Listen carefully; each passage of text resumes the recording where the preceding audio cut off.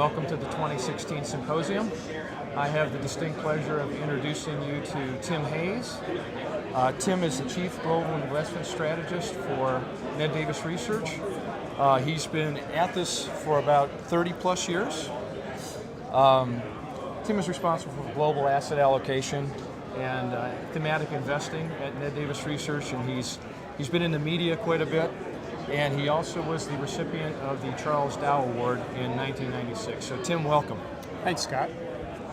Let's start out and talk about your 2016 global market call. And why don't you give us a couple bullet points and summarize that? Okay. Well, we're entering the year, and before the year started, we were optimistic that actually we could have a double-digit return in the market. Of course, we got off to a bad start in January, February. But it really has not changed the longer-term view that I think the market will come back. We've had a normal cyclical bear market within an ongoing secular bull market that started back in 2009. So I think right now the market's coming back and we're sort of once again testing the prior highs.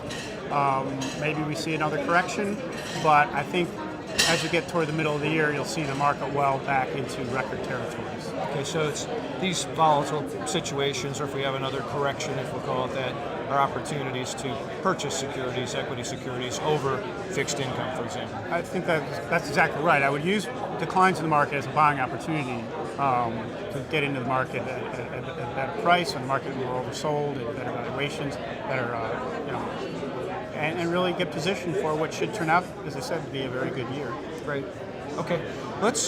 I know your work, you're very data intensive, very strong methodology with your research. Talk to us about what it takes to have a robust model or set of models when you're doing your research. Just give us the high points about what to look for and then what to stay away from. Well, the key aspect of an effective model is to have good underlying indicators. You really have to work at the indicator level to find, first of all, clean data, a lot of history, a lot of cycles to test. Beware of overfitting, and beware also of relationships can change over time. So we need to understand correlations can change. Correlations aren't stable.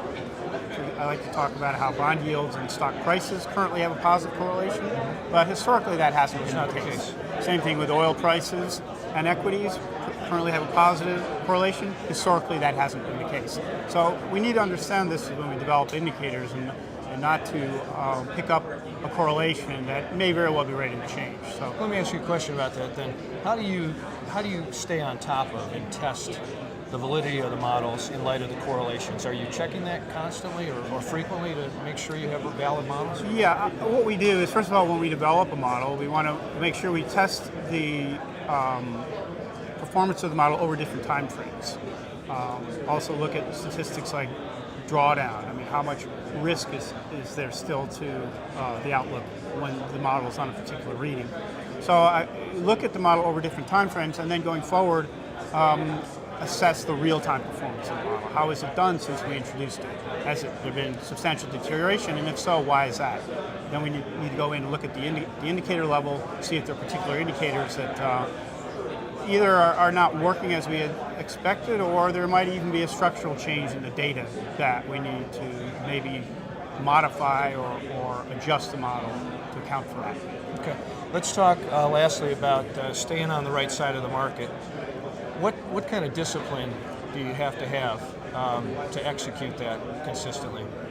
Well, I think you have to have reliable models that you can have confidence in that will continue to guide you in the right direction. Mm-hmm. You also have to at least have half of the weight on the market and have indicators. I like to use what I call a rally watch report to provide confirmation that in fact the market's going to continue to move higher.